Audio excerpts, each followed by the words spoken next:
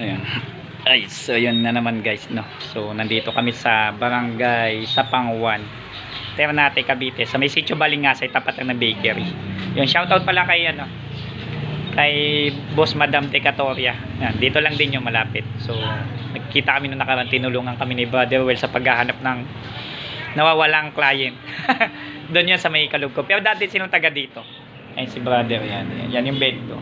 So yung bendo, ang issue connecting, sira yung pan, no? Pero buti yung pan ay working pa siya, langis lang yung kulang, naglalangis na rin yung mukha ko, sa mukha ko kumuha ng langis. Next naman ay corrupted yung memory card, yun. Tapos medyo may loose yung antenna na unang ginamit, and then okay na po ito, solve na. And then in-upgrade na rin namin siya sa latest version ng pinaka software, kaya mas na-enjoy na po yung siya. Bali siya, wifi ng bayan, mayroon siyang free built-in na IPTV, yun. Na-enjoy ng mga clients yun, okay na. So tinetest na lang namin kung magloloko pa, okay na po. So yan. So yun yung client namin, si Big Boss, malupit.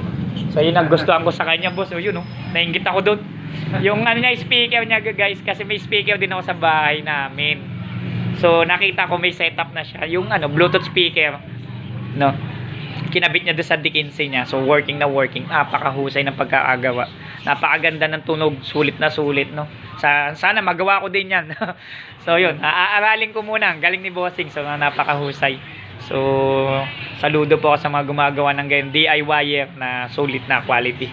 So maraming salamat po sa suporta. PC mo gawa mo. Don't forget to subscribe. Maraming salamat po.